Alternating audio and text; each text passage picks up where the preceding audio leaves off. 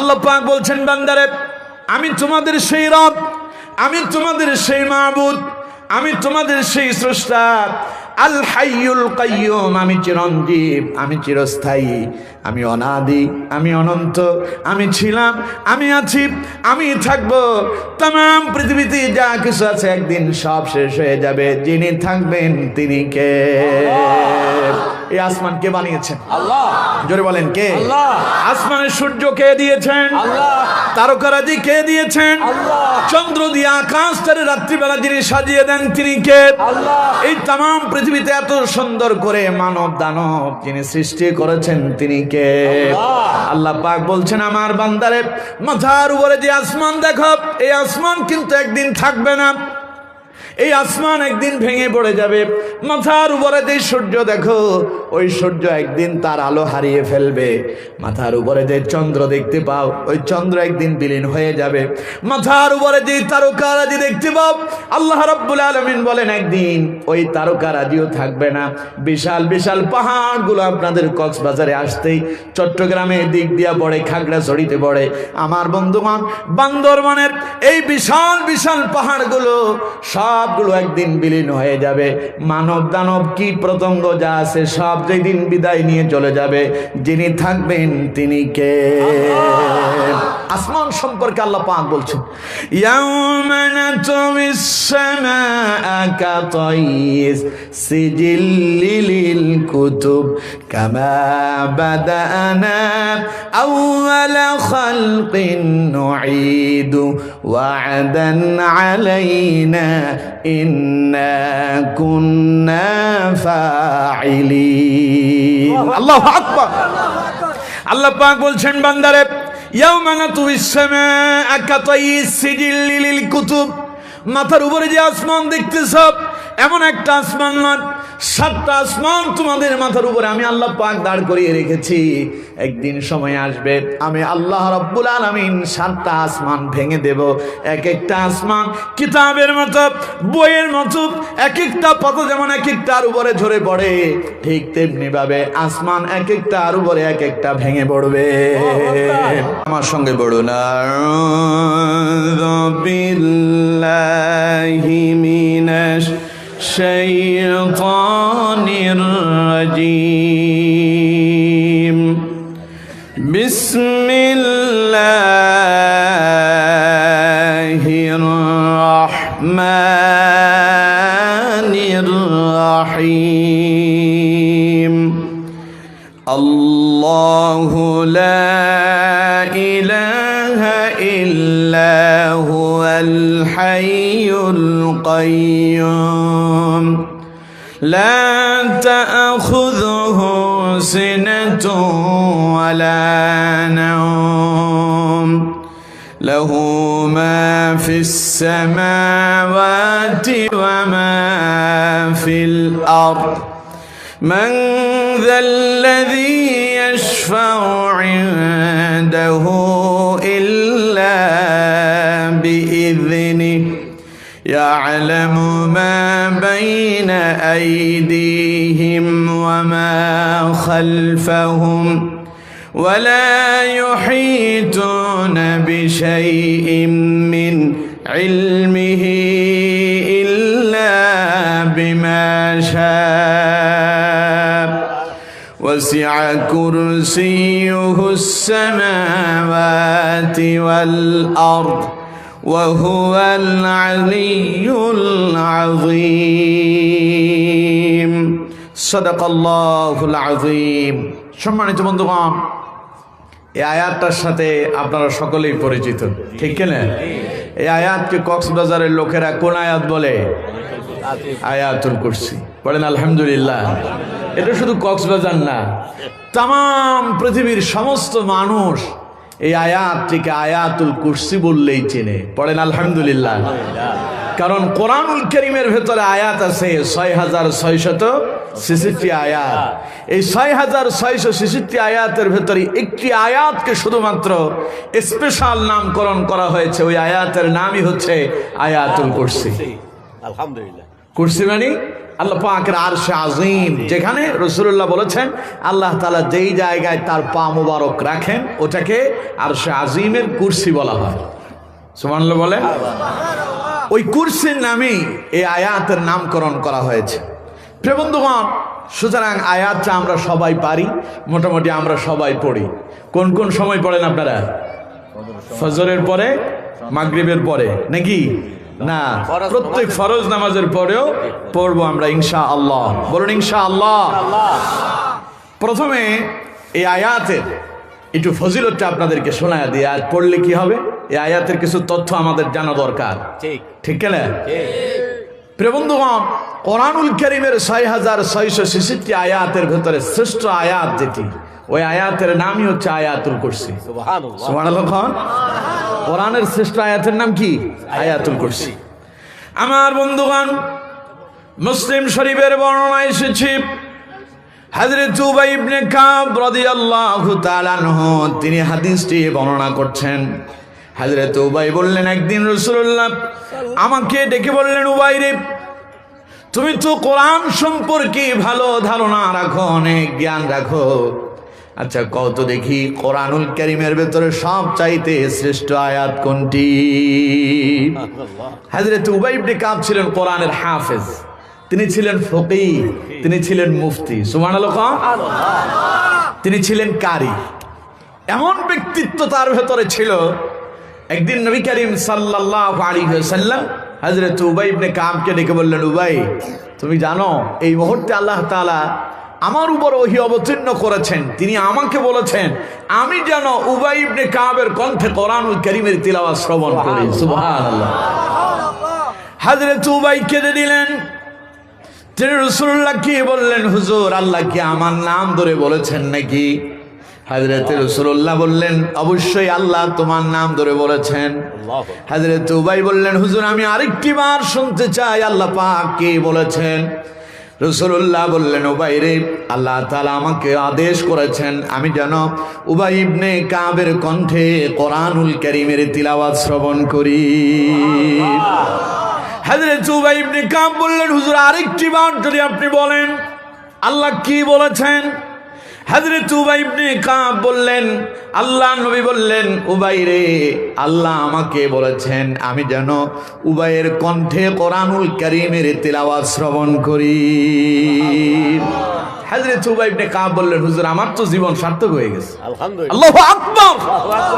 যেই নবীর উপরে কোরআন অবতীর্ণ হয়েছে সেই নবীকে আল্লাহ পাক বলেছেন আমার কণ্ঠ থেকে ওই কোরআনের তিলাওয়াত শোনার জন্য, এর চাইতে সৌভাগ্যের ব্যাপার, এর চাইতে পাওয়ার আর কি হতে পারে? সুবহানাল্লাহ। সুতরাং হযরত উবাই ইবনে কাব ছিলেন কারি, অত্যন্ত শ্রুতিমধুর, দারুণ কণ্ঠে তিনি তিলাওয়াত করতেন, এবং তিনি ছিলেন কোরআনের হাফেজ, তিনি ছিলেন কোরআনের ফকিহ। দ্বীন এবং ইসলাম সম্পর্কে তিনি ছিলেন সবচাইতে বেশি বিশেষজ্ঞ। সুবহানাল্লাহ বলেন। নবীজি বললেন, উবাই, তোমার একটু পরীক্ষা করে দেখি, কও তো দেখি কোরআনুল কারীমের শ্রেষ্ঠ আয়াত কোনটি? হযরত উবাই ইবনে কাব পড়া শুরু করলেন, আল্লাহু লা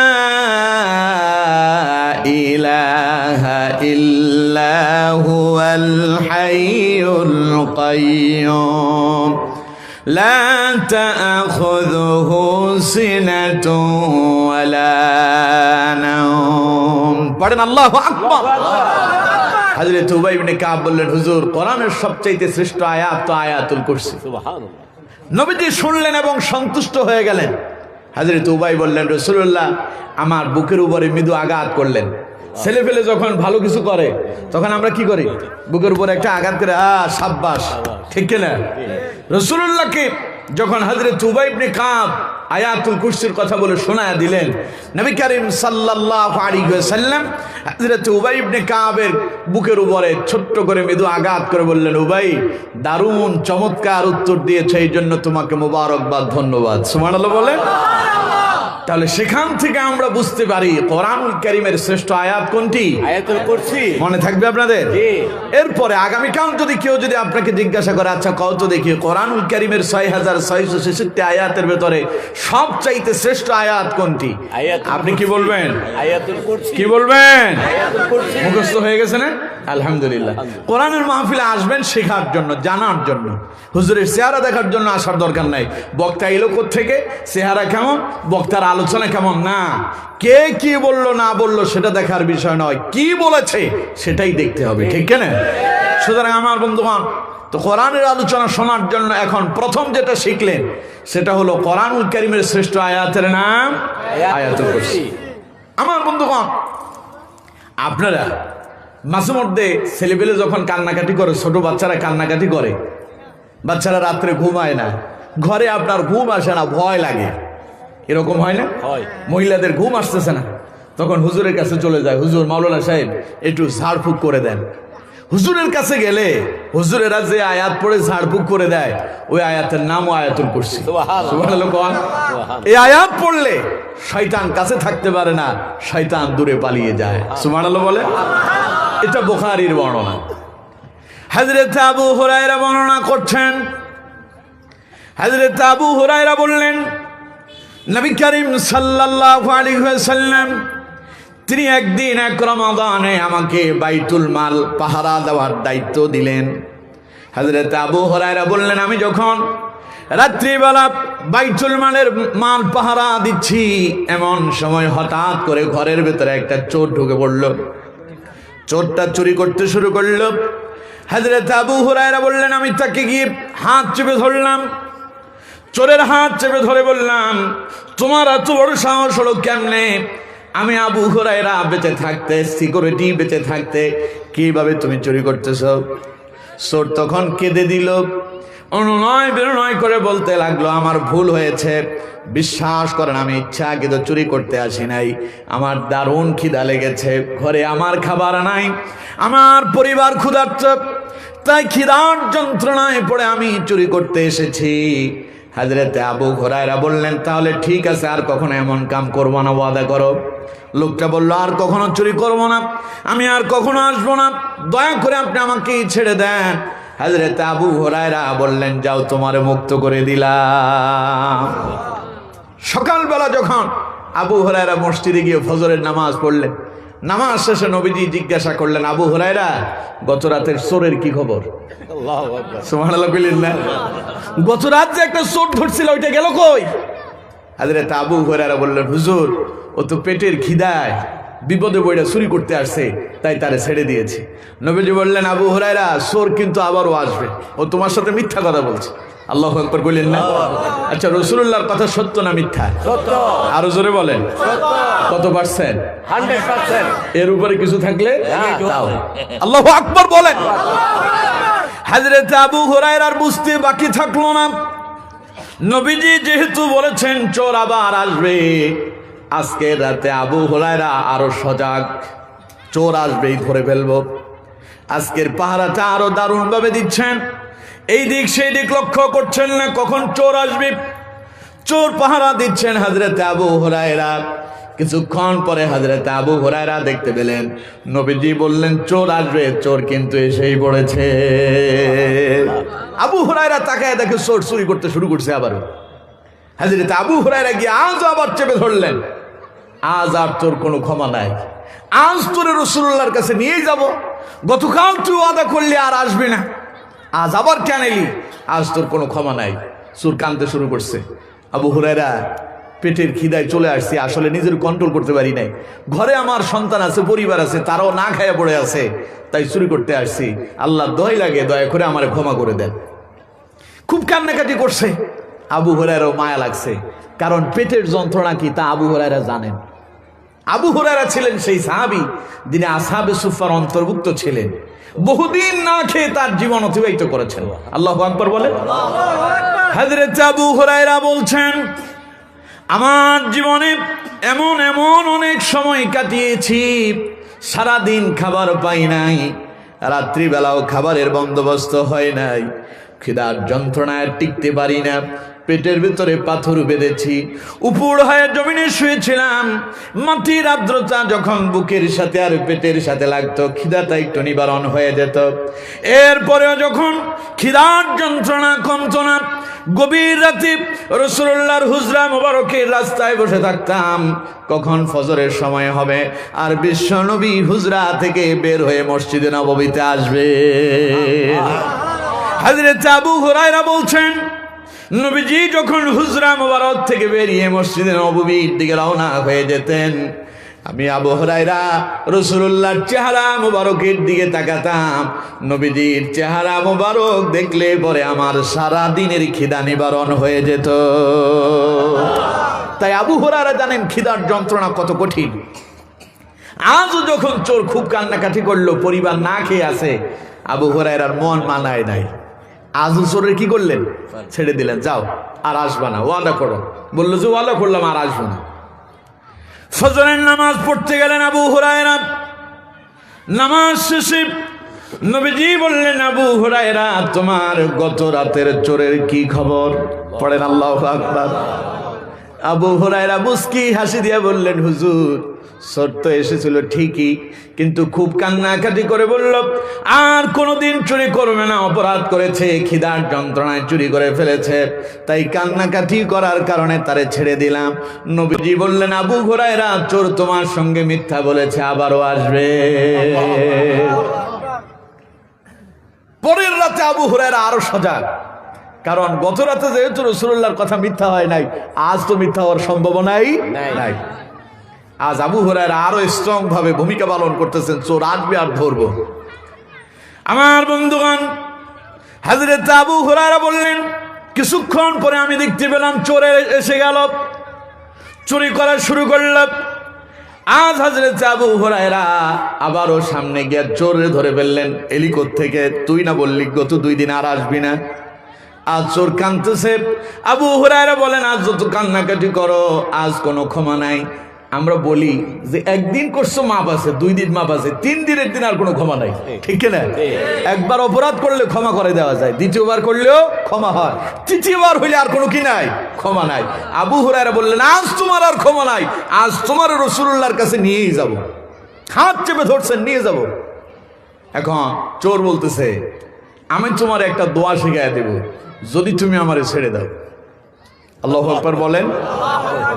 এখন আবু হুরায়রা বললেন, দোয়া কি দোয়া? ওই দোয়া পড়লে কি লাভ তা আগে বলো। চোর বলতেছে, যেই দোয়া পড়লে সারা রাত তোমাকে একজন ফেরেশতা পাহারা দিবে এবং সারা রাত শয়তানের ওয়াসওয়াসা থেকে তুমি মুক্ত থাকবে। সুবহানাল্লাহ বলেন। আবু হুরায়রা বললেন, আচ্ছা ঠিক আছে, দেখি তো তোমার একটু দোয়াটা শুনি, কেমন দোয়া তুমি জানো? চোর পড়তে শুরু করলো, আল্লাহু লা ইলাহা ইল্লা হুয়াল হাইয়ুল কাইয়্যুম লা তা'খুযুহু সিনাতুন ওয়ালা নাওম। চোর বলল, আবু হুরায়রা এই আয়াতুল কুরসি যদি রাত্রিবেলা ঘুমানোর সময় যদি আপনি তিলাওয়াত করে ঘুমাতে পারেন, সারা রাত একজন ফেরেশতা আপনাকে পাহারা দেবে, আর সারা রাত শয়তানের অনিষ্ট থেকে আল্লাহ আপনাকে হেফাজতে রাখবে। তো ঠিক আছে, যেহেতু আজ একটা দোয়াই শিখাই দিলা, যাও, এই উসিলা তোমার মাফ করে দিলাম। চোর চলে গেল। পরের দিন রাসূলুল্লাহর কাছে যখন হযরত আবু হুরায়রা ফজরের নামাজ পড়লেন, নামাজ শেষে নবীজি বললেন, আবু হুরায়রা চোরের কি খবর? হযরত আবু হুরায়রা বললেন, হুজুর চোর তো এসেছিল, তবে আজ আমাকে একটা দোয়া শিখিয়ে দিছে, তাই তারে মাফ করে দিয়েছি। নবীজি বললেন, কি দোয়া? হযরত আবু হুরায়রা বললেন, হুজুর চোর বলছে আর কোনোদিন আসবে না, সে আমার আয়াতুল কুরসি শিখিয়ে দিল, এটা পড়লে নাকি সারা রাত ফেরেশতা পাহারা দেবে এবং সারা রাত শয়তানের অনিষ্ট থেকে হেফাজত হওয়া যাবে। নবীজি বললেন, চোর যদিও মিথ্যা কথা কয়, কিন্তু এটা কিন্তু সত্য বলেছে। আল্লাহ নবী বললেন, আবু হুরায়রা গত 3 রাতে যে চোরের সাথেই তোমার সাক্ষাৎ হয়েছে, ওই চোরকে তুমি শোনো নাকি? আবু হুরায়রা বললেন, হুজুর না, আমি তার কোনোদিন দেখি নাই। আল্লাহ নবী বললেন, ওটা শুধু চোর নয়, ওর নাম ইবলিস, শয়তান। ওটা ছিল জিন। ওটা কি ছিল? জিন। ওটা ইবলিস, শয়তান। সে তোমাকে ধোঁকা দিতে এসেছিল। আমার বন্ধুগণ, নবীজি বললেন, যদিও চোর মিথ্যা কথা কয়, শয়তান যদিও মিথ্যা কথা কয়, তবে তোমার এই সত্যটা শিখাই দিছে। তার মানে আয়াতুল কুরসি পড়লে শয়তান কি হয়? দূর হয়। শয়তান কি হয়ে যায়? ঘরের ভেতরে ছেলেবেলে কান্নাকাটি করে, রাতে ঘুমাতে চায় না, আপনার স্ত্রী খুব ভয় পায়, টেনশন করবেন না, ওযু করবেন, আয়াতুল কুরসি পড়া ফু দিবেন, ইনশাআল্লাহ কান্নাকাটি বন্ধ হয়ে যাবে, যদি একনিষ্ঠতার সাথে আমলটা করতে পারেন। আচ্ছা, আপনার কোন তো বাচ্চা কান্নাকাটি করলো, আপনি বহু ডাক্তার দেখালেন, বন্ধ হয় না, হুজুরের কাছে আসার পরে ফু দিল আর বন্ধ হয়ে গেল, এর কারণ কি? এর ঘটনা কি? আর আপনি ফু দেন, কাম হন না, হুজুরে দিলে হয়, এর কারণ কি? আছেন এমন কথা? গত 2 মাস আগে এক লোক আমার প্রশ্ন করলো, হুজুর, আমাদের পাশের মসজিদের হুজুরের কাছে গেলাম, আমার ঘরের ভেতরে বাচ্চা কান্নাকাটি করে, তো এখন হুজুরের কাছে যাওয়ার পরে হুজুরে ফু দিল, কান্নাকাটি বন্ধ হয়ে গেছে। আমি হুজুরে জিজ্ঞেস করলাম, কি বইটা ফু দিছেন? হুজুর বললো, আয়াতুল কুরসি বইটা ফু দিছি। কিন্তু আমিও তো সে আয়াতুল কুরসি বইটা ফু দিছি, আমারটা কাম হইল না, হুজুরেরটা হইল কেন? বুঝে আসে না। বুঝে আসবে, কারণ আপনার আমলের সাথে হুজুরের আমলের সাথে মিলে নাই। আপনি নামাজই পড়েন না, আপনি সিগারেটে সুখ টান মারেন, আপনি সারাদিন সিনেমা দেখেন, আপনি গান বাজনা শোনেন, আপনি অশ্লীল কর্মকাণ্ড করেন, আপনি ফু দিলে কাম হবে না। কারণ কোরআন যার কাছে আছে তার অবস্থার হালত হবে ভিন্ন। কোরআন যার কাছে আছে, কোরআন দিয়ে কাজ হবে তাদের। যারা সিনেমা দেখে না, যারা সুদ খায় না, যারা ঘুষের আড্ডায় যায় না, জুয়ার আড্ডায় যায় না, টেলিভিশন দেখে না, যারা কোরআন মেনে জীবন যাপন করে, ওরা বিসমিল্লাহ পড়ে ফু দিলেও কাম হয়ে যাবে। সুতরাং আমার বন্ধুগণ, আপনিও হুজুরের মতো আমল শুরু করেন, 5 ওয়াক্ত নামাজ পড়েন, কোরআন পড়েন, সিনেমা দেখা বন্ধ করেন, অশ্লীল কাম বন্ধ করে দেন, গান শোনা বন্ধ করে দেন, দেখবেন আপনিও ফু দিলে কাম হবে। সুতরাং আমার বন্ধুগণ, তাহলে এই আয়াত পড়ে জিনে ধরা ব্যক্তিকে, শয়তানে আসর করা ব্যক্তিকে ফু দিলে শয়তান কি হয়ে যাবে? দূর হয়ে যাবে। তাহলে 2টা ফজিলত পেলাম। 1 নাম্বার শুনলাম কোরআনুল কারীমের শ্রেষ্ঠ আয়াত কোনটা? আয়াতুল কুরসি। 2 নাম্বার শুনলাম কি? শয়তান দূর হবে। আয়াত পড়ে ফু দিলে কি হবে? শয়তান দূর হয়ে যাবে। 2টা জিনিস শিখে ফেলেছি। 3 নাম্বারটা শুনি এবার। আমার বন্ধুগণ, নাসাইর বর্ণনা এসেছে, হযরত আবু উমামা রাদিয়াল্লাহু তাআলা আনহু তিনি হাদিসটি বর্ণনা করছেন, আল্লাহর কোনো বান্দা যদি প্রতিদিন ফরজ নামাজের পরে নামাজের বিছানায় বসে যদি এই আয়াতুল কুরসি খানা যদি তিলাওয়াত করতে পারে, হযরত আবু উমামা রাদিয়াল্লাহু তাআলা আনহু বলছেন, আল্লাহ নবী ঘোষণা দিয়েছেন তার জন্য জান্নাতে যেতে বাধা একটা, তার নাম মৃত্যু। তার মানে সে মৃত্যুবরণ করার দেরি আর জান্নাতে যেতে দেরি নাই। সুবহানাল্লাহ বলেন। তাহলে প্রত্যেক ফরজ নামাজ শেষ করে কোন আয়াতটা পড়বেন?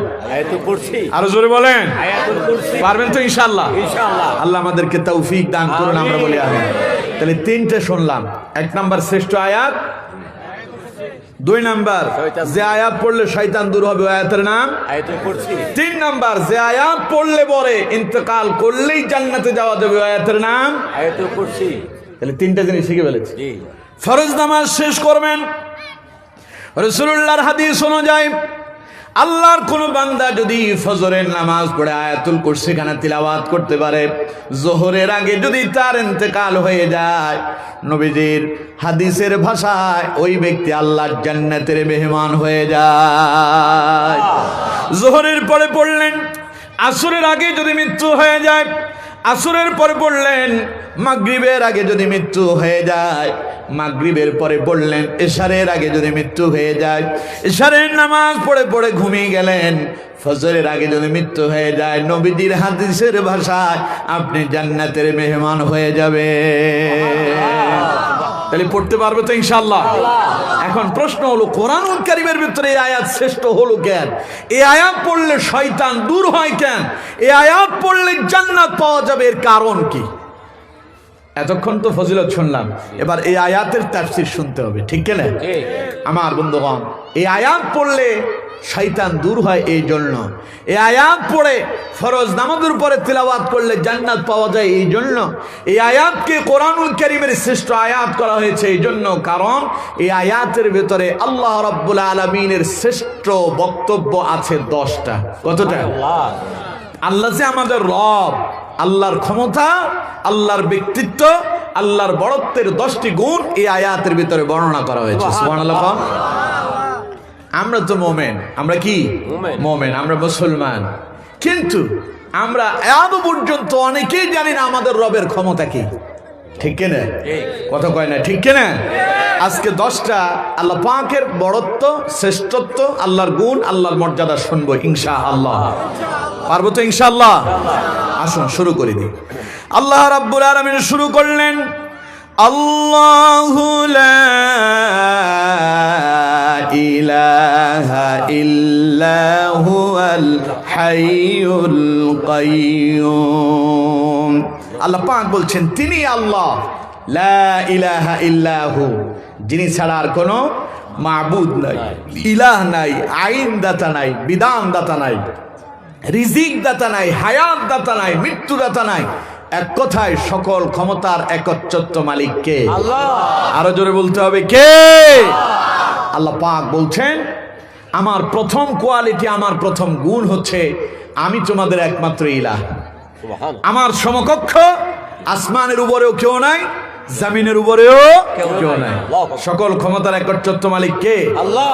আল্লাহ রাব্বুল আলামিন তার পরিচয় দিয়েছেন সূরা ইখলাসের ভেতরে, কুল হুয়াল্লাহু আহাদ আল্লাহুস সামাদ লাম ইয়ালিদ ওয়া লাম ইউলাদ ওয়া লাম ইয়াকুল লাহু কুফুয়ান আহাদ। পড়েন আল্লাহু আকবার।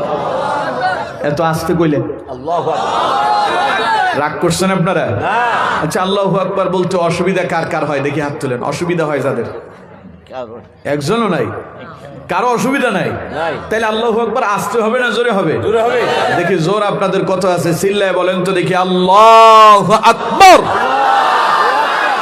না না, জোর আপনাদের আরো আছে, জানি তো আমি। আরেকটু চেষ্টা করলে আরো ভালো হবে, হবে না? দেখি আরেকটু চেষ্টা করে বলেন তো দেখি আল্লাহু আকবার। খুশি কে হয়েছেন? অসন্তুষ্ট কে? এখন যারা বলেন নাই তারা কি আল্লাহরে খুশি করছেন না শয়তানরে খুশি করছেন? যারা বলেন নাই তারা কারে খুশি করলেন? তো বললেন না কেন? এখন খুশি কি আল্লাহরে করবেন না শয়তানরে করবেন? তা আল্লাহরে খুশি করলে কোনো জবান বন্ধ রাখা যাবে না, সব জবান দিয়া চিল্লায় বলতে হবে আল্লাহু আকবার। খুশি কে হয়েছেন? আল্লাহ। অসন্তুষ্ট শয়তান। শয়তান আবার দুই জাতের আছে। শয়তান কয় জাতের আছে? দুই জাতের। আমার কথা না আল্লাহর কথা? আল্লাহর কথা। কোরআনুল কারীমের শেষের সূরার শেষের আয়াত, শেষের লাইন, মিনাল জিন্নাতি ওয়ান নাস। আল্লাহ বলছে শয়তান হলো দুই প্রকারের, একটা মানব শয়তান আর একটা জিন শয়তান। এখন জিন শয়তান আল্লাহু আকবার বললে অসন্তুষ্ট হয়, সারা জীবন ভর শুনছি কিন্তু কোনোদিন দেখি নাই। জিন শয়তান দেখছেন কে কে? দেখি হাত তোলেন। দেখছেন কেউ? কিন্তু মানব শয়তান যে আল্লাহু আকবার বললে অসন্তুষ্ট হয়, ওদেরকে আমরা এখন খুব দেখি। কথা কয় না? এই বাংলাদেশে, এই 90% মুসলমানের দেশে, এই ওলি আল্লাহর দেশে, এই শাহজালালের দেশে, শাহপরানের দেশে, এই খানজান আলীর পূর্ণভূমিতে নারে তাকবীর আল্লাহু আকবারকে জঙ্গিবাদের স্লোগান বলা হয়, ঠিক কিনা? এই দেশে কিছু নাস্তিক মুর্তাদার শয়তানদের আবির্ভাব হয়েছে যারা নারে তাকবীর আল্লাহু আকবারকে ধর্মীয় উস্কানিমূলক স্লোগান বলে, ঠিক কিনা?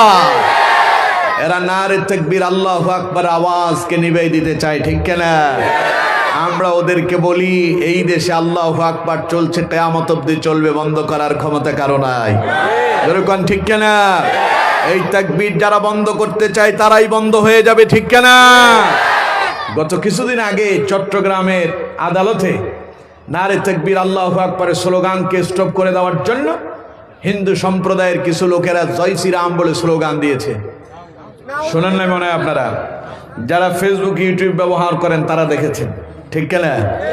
সুতরাং এই দেশে মুসলমান বসবাস করে, যেই দেশে 90% মুসলমান বসবাস করে, সেই দেশের আদালতে যদি জয় শ্রীরাম স্লোগান উঠে, বুঝতে হবে এই দেশের শয়তানের আবির্ভাব হয়েছে। এরা নারে তাকবীরকে বন্ধ করে দিতে চায়, ঠিক কিনা? আমরা বলছি এই দেশে নারে তাকবীরের আওয়াজ বন্ধ করার ক্ষমতা কারো নাই। এই তাকবীর বন্ধ করতে চেয়েছিল ফেরাউন, ফেরাউন বন্ধ হয়েছে। এই তাকবীর বন্ধ করতে চেয়েছিল নমরুদ, নমরুদ বন্ধ হয়েছে। এই তাকবীর বন্ধ করতে চেয়েছিল আবু জাহেল, আবু লাহাব, উতবা, সাইবা, তারাই মুছে গিয়েছে, ঠিক কিনা?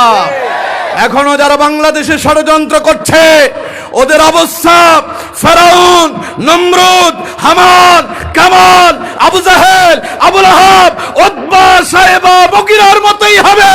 নারে তাকবীর বাংলাদেশে চলছে, কিয়ামত অবধি চলবে। বন্ধ করার ক্ষমতা কারো নাই, কারো নাই, কারো নাই।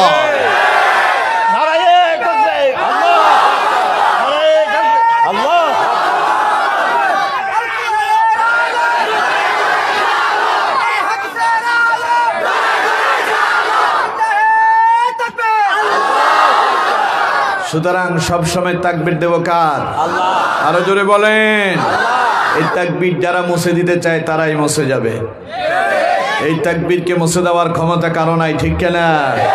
এই জন্য আমি গানে গানে বলি, এদেশে আল্লাহু আকবারের সুরে সূর্য উঠে, এদেশে আল্লাহু আকবারের সুরে সূর্য ডুবে, এদেশে আল্লাহু আকবারের সুরে সূর্য উঠে, এদেশে আল্লাহু আকবারের সুরে সূর্য ডুবে, এদেশের মাল্লা মাঝি কিষান মজুর সবার ঠোঁটে শোনরে লা ইলাহা ইল্লাল্লাহর জিকির ওঠে।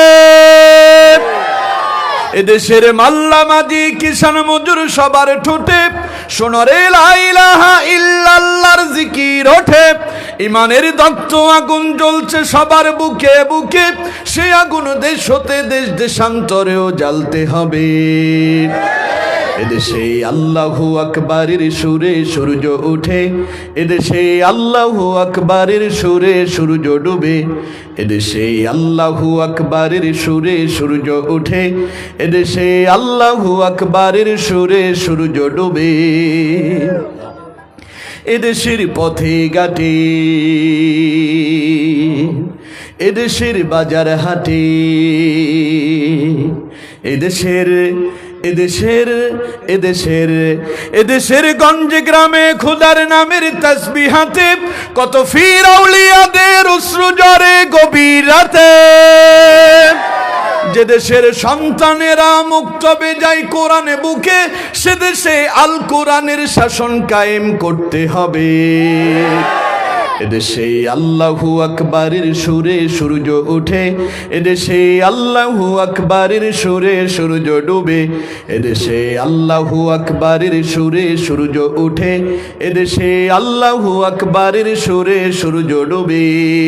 চিল্লায় পড়েন আল্লাহু আকবার। তাহলে আল্লাহু আকবার আসতে হবে না জোরে হবে? এই আল্লাহু আকবার বের করার জন্য কত কিছু আমার করা লাগছে, দেখছেন? এখন আল্লাহু আকবার আসতে বলবেন না জোরে বলবেন? জোর আপনাদের কত আছে একটু পরীক্ষা নেব। পরীক্ষা দিতে পারবেন? দেখি কারা কারা পারবেন, হাত তোলেন তো। জি আলহামদুলিল্লাহ। এবার আমি যা বলবো আপনারা তা করবেন, পারবেন তো ইনশাআল্লাহ? দুই হাত এভাবে মুষ্টিবদ্ধ করেন, আমি যেমনি ধরছি এমনি, কেউ বাদ যাবে না। মঞ্চে যারা আছে তারাও, উপরে নিচে সবাই করছেন। সবাই যারা করবেন না তাদের পরিচয় একটু পরে বলবো নি। করছেন? করছেন? সবাই রেডি তো?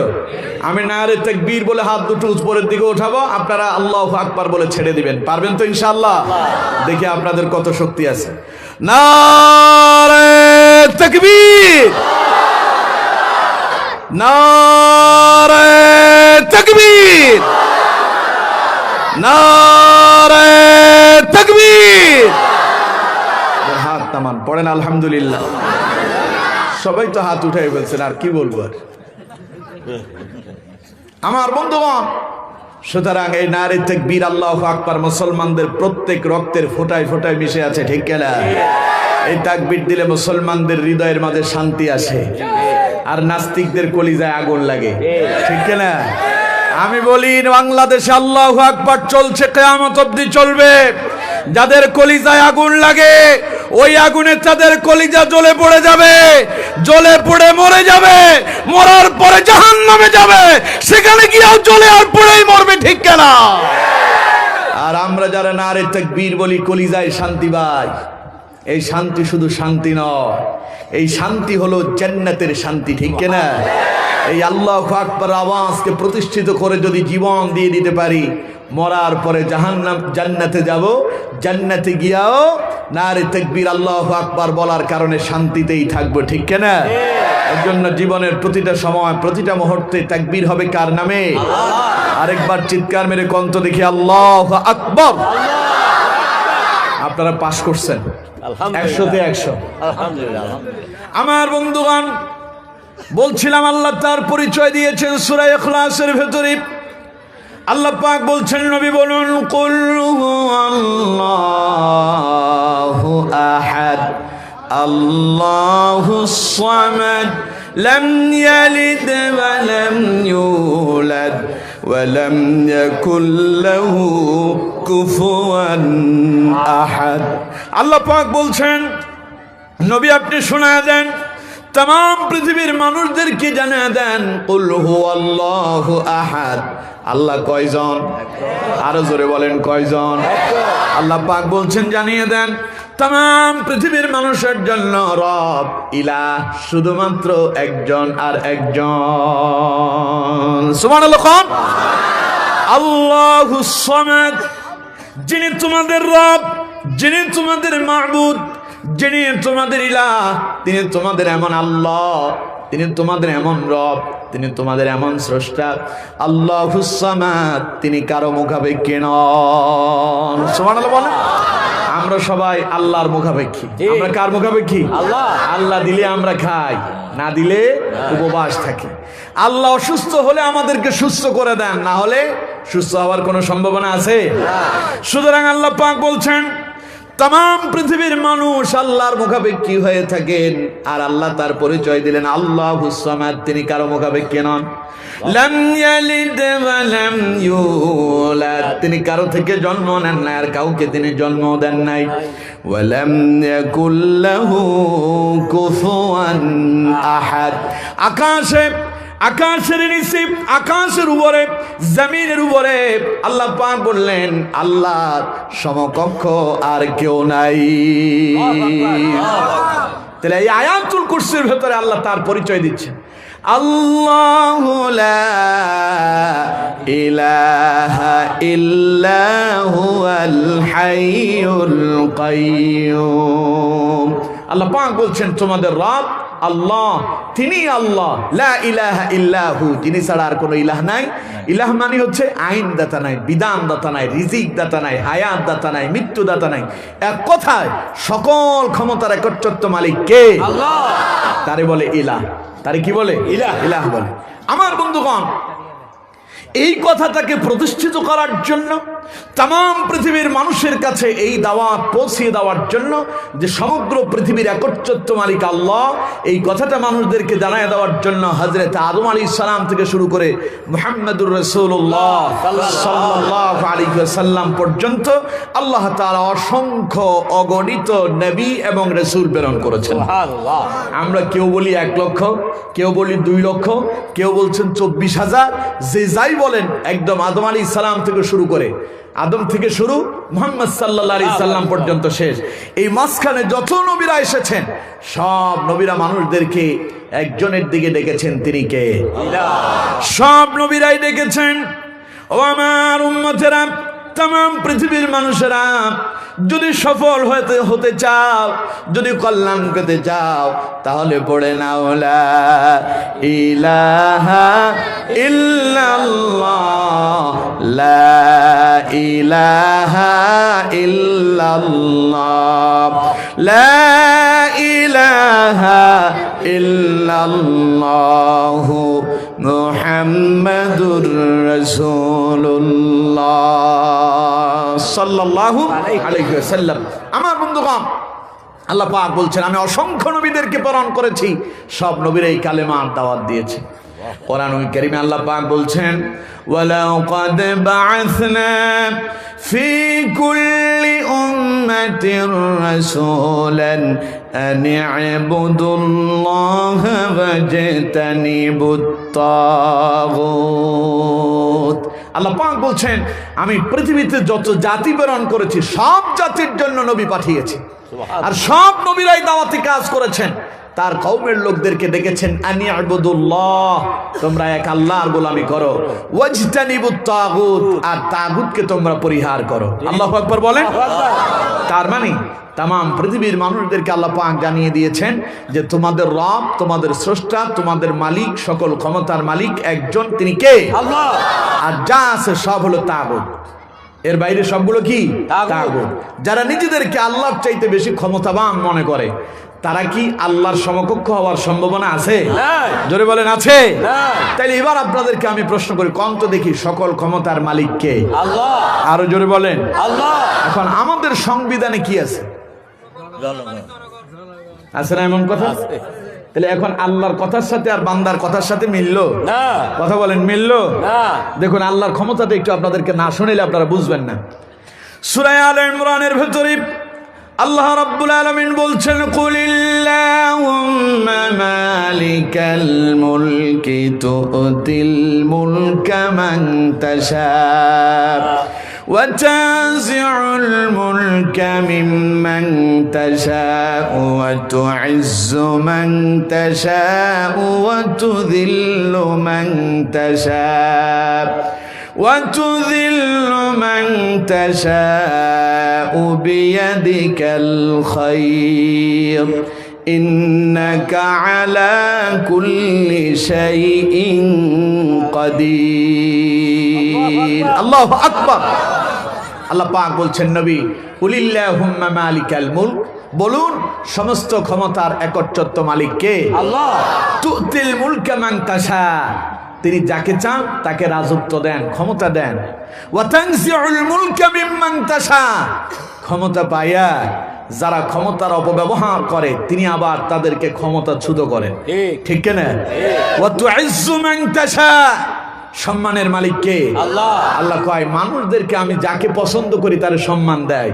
ওয়া তুযিল্লু মান তাশা, সম্মান পাওয়ার পরে যখন ঘাড় মোটা হয়ে যায়, নিজের বহু কিছু মনে করে আমি সকল ক্ষমতার মালিক, তখন আল্লাহ পাক বলেন ওয়া তুযিল্লু মান তাশা, তারা আমি আবার বেইজ্জতি করে দেই। ঠিক।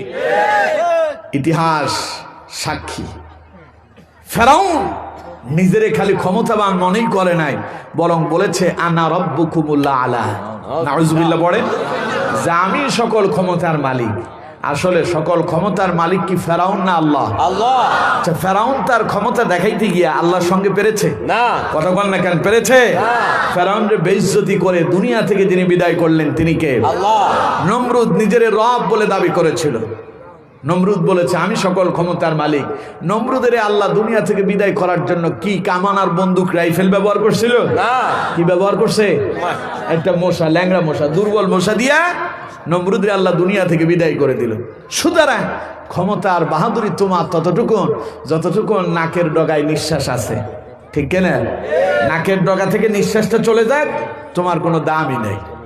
কথা বল না কেন? কথা বল না কেন? সুতরাং বেশি ক্ষমতা দেখাতে যেও না, বেশি ক্ষমতা দেখানো ভালো না। ক্ষমতা দেখিয়েছিল ফেরাউন, নমরুদ, আবু জাহেলেরা ক্ষমতা দেখিয়েছিল, ওদের ক্ষমতা ওদেরকে বাঁচাতে পারে নাই। সুতরাং যারা ক্ষমতা দেখাতে চাও তোমাদের পরিণতিও নমরুদ আর ফেরাউনের মতোই হবে। ঠিক কেনা? সুতরাং ক্ষমতার মালিক কে? আরো জোরে বলেন কে? এখন আমাদের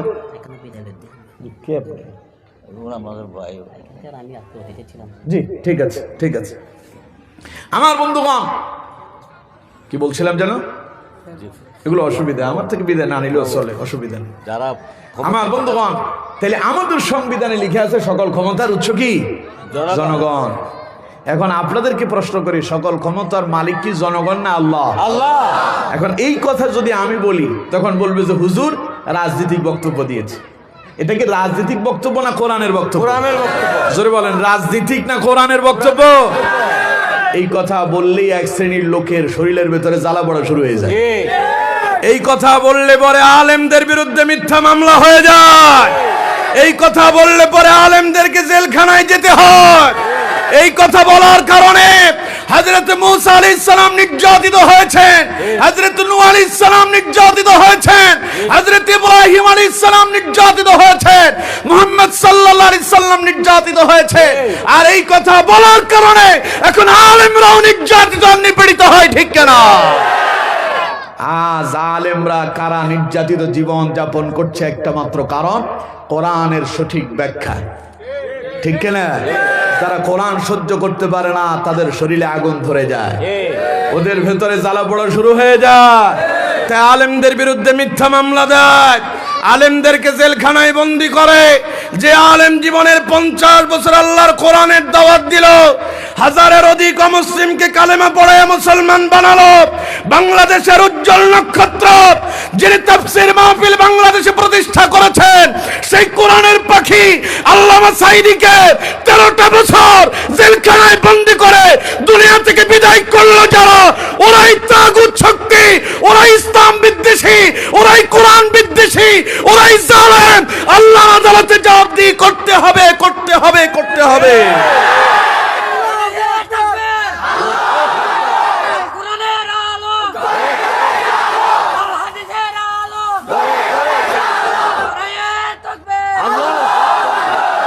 এই কথা বলার কারণে সব নবীরা মার খেয়েছে, ঠিক ঠিক কিনা? দুইজন নবী ছাড়া, একজন হযরত আদম আলাইহিস সালাম আর একজন হযরত সুলাইমান আলাইহিস সালাম। এই দুই নবী তার কওম দ্বারা নির্যাতিত হন নাই। এই ছাড়া সব নবীরাই আল্লাহর বড়ত্বের কথা ঘোষণা দিয়ে মার খেয়েছে, ঠিক ঠিক কিনা? সুতরাং এই ঘোষণা দিলে আপনার উপরও নির্যাতন আসার সম্ভাবনা আছে না নাই? আছে।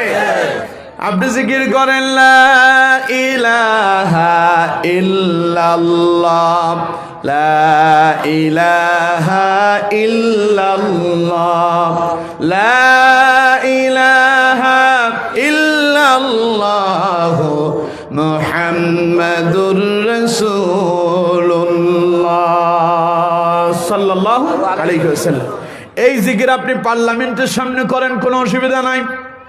এই জিকির আপনি বাংলাদেশের সুপ্রিম কোর্টের সামনে গেটে দাঁড়ায় দাঁড়ায় করেন, কোনো অসুবিধা নাই। এই জিকির যদি আপনি বঙ্গভবনে গিয়া করেন, কোনো অসুবিধা নাই। কিন্তু অসুবিধা হবে যখনই আপনি পার্লামেন্টে গিয়া এই জিকিরের সঠিক তাৎপর্য ব্যাখ্যা করবেন, তখনই আপনি হয়ে যাবেন রাজাকার, তখনই আপনি হয়ে যাবেন জঙ্গিবাদ, তখনই আপনি হবেন উস্কানি দাতা, ঠিক কিনা? কথা কয় না, ঠিক কিনা? কারণ এই কালেমার বিরোধিতা করেছিল 3টে জাতি। কয় জাতি? 3 জাতি। একটা হলো যারা ক্ষমতায় ছিল তারা, ঠিক। আর আরেকটা হলো প্রভাবশালী শক্তি ছিল যারা, 3 নাম্বার হলো কাফেরেরা। ঠিক। এখনো তাকায় দেখেন এই 3 গোষ্ঠী এই কালেমার দাওয়াতকে অপছন্দ করে, ঠিক কিনা? এই 3 গোষ্ঠী ইসলামকে অপছন্দ করে, কোরআনকে অপছন্দ করে, ঠিক কিনা? দেখবেন অন্য লোকেরা কালেমার বিরুদ্ধে কথা কয় না, ইসলামের বিরুদ্ধে কথা বলে না। এই 3 শ্রেণীর লোকেরা এখনো কোরআনের বিরুদ্ধে আর ইসলামের বিরুদ্ধে কথা বলছে। ওদেরকে জানাই দিতে চাই, তোমাদের আগে যারা বিরোধিতা করেছিল তারাও সাকসেস হয় নাই, এখন তোমরাও বিরোধিতা করবা কিন্তু সাকসেস হবে না। তো সুতরাং যেই কাজে সাকসেসই হবেন না ওই কাজ করে লাভ আছে না। একটা লোক একটা ব্যবসা করতেছে, উদ্দেশ্য সফল হওয়া, কিন্তু বারবার যখন সেই ব্যবসায় লোকসান হয় তখন সে কি আর ওই ব্যবসা করে না? সে বুঝতে পারে না আমার দ্বারা এটা আর হবে না। সুতরাং যারা ইসলামের বিরুদ্ধে লেগেছ, তোমরা ফেরাউনের দিকে তাকাও। ফেরাউন পারে নাই মুসা আলাইহিস সালামের ইসলামকে দমিয়ে দেওয়ার জন্য। যারা ইসলামের বিরুদ্ধে লেগেছ, তারা হযরত ইব্রাহিম আলাইহিস সালামের ইসলামের দিকে তাকাও। নমরুদ পারে নাই তার ইসলামকে দমিয়ে দেওয়ার জন্য। যারা ইসলামের বিরোধিতা করেছ, তারা তাকাও মুহাম্মদ সাল্লাল্লাহু আলাইহি সাল্লামের ইসলামের দিকে। যার বিরোধিতা করেছিল আবু জাহেল, আবু লাহাব, উতবা, সাইবা, মুগিরারা, তারাও পারে নাই। সুতরাং তোমরাও পারবে না। জোরে বলেন, তোমরাও পারবে না। পারার সম্ভাবনা কি আছে? বরঞ্চ যত বাধা হবে তত ইসলাম দ্রুত আরো ছড়িয়ে পড়বে, ঠিক কিনা? জোরে কন না কেন, ঠিক কিনা? কারণ ইসলাম এমন জিনিস না যে ফু দিলে নেমে যাবে। ঠিক। ইসলামকে যত ফু দেওয়া হবে তত আরো উদ্ভাসিত হবে, ঠিক কিনা? এক সময় হেজাক বাতি জ্বলতো, হেজাক বাতি পাম দেওয়া হতো, দেখছেন আপনারা? ফু দিলে নেবে আর ওইটাতে বাতাস দিলে আলো বাড়ে। ইসলাম হচ্ছে ওই হেজাক বাতির মতো, ওইটাতে বাতাস দেবেন, ফু দেবেন নিবানোর জন্য, এটা আরো উদ্ভাসিত হবে। সুবহানাল্লাহ বল, কথা আমার না আল্লাহর। আল্লাহ পাক বলছেন ইউরিদুন লিইউতফিউ নূরাল্লাহি বিআফওয়াহিহিম ওয়াল্লাহু মুতিম্মু নূরিহি ওয়ালাউ কারিহাল কাফিরুন। আল্লাহ রাব্বুল আলামিন বলছেন কাফেরেরা, ইসলাম বিদ্বেষীরা, কোরআন বিদ্বেষীরা, তারা আল্লাহর দ্বীনের আলোকে ফু দিয়া নিভাইয়া দিতে চায়। আল্লাহ পাক বলছেন ওয়াল্লাহু মুতিম্মু নূরিহি, তারা যত ফু দিবে তত ইসলাম আরো উদ্ভাসিত হবে। সুতরাং এটারে ফু দিয়া নিভাইয়া দেওয়া যাবে না, এটা ফু দিয়ে নিভাইয়া দেওয়ার জিনিস না। এটা জিরো থেকে যিনি হিরো বানাইছেন তিনি কে? আল্লাহ। মুহাম্মদ সাল্লাল্লাহু আলাইহি সাল্লাম যখন এই কালেমার দাওয়াত দেওয়া শুরু করলেন, চতুর্দিক থেকে নির্যাতন, নিপীড়ন, জুলুম, অত্যাচার শুরু হয়েছে। রাসূলুল্লাহ তিনি মাত্র প্রথম মুসলমান। নবীজি তার ব্যাপারে বলছেন ওয়ানা আউয়ালুল মুসলিমিন, আমি ছিলাম প্রথম মুসলমান। নবীজি দাওয়াত দেওয়া শুরু করলেন। আল্লাহ নবী দাওয়াত দিয়ে বিদায় হজের ভাষণে 1 লক্ষ সাহাবী রেখে গেলেন। এখন তামাম পৃথিবীতে মুসলমানদের সংখ্যা 1 লক্ষ আর 2 লক্ষ নয়, তামাম পৃথিবীতে মুসলমানদের সংখ্যা এখন 200 কোটি। তার ভেতরে বাংলাদেশই আছে 16 কোটি। সুবহানাল্লাহ বললেন না? যেই দেশে 16 কোটি মুসলমান বসবাস করে, যেই দেশের 16 কোটি মানুষ আল্লাহর দ্বীনের জন্য, ইসলামের জন্য জীবন কোরবান করে দিতে রাজি আছেন, তৈরি আছেন, ওই দেশ থেকে ইসলামকে মুছে দেওয়ার ষড়যন্ত্র যারা করে তারা সাকসেস হবে না। সুতরাং আমার বন্ধুগণ, এই কালেমা এমন এক কালেমা, এই কালেমার দাওয়াত দিলেই বিপদ আছে না নাই? আরো জোরে বলেন আছে না নাই?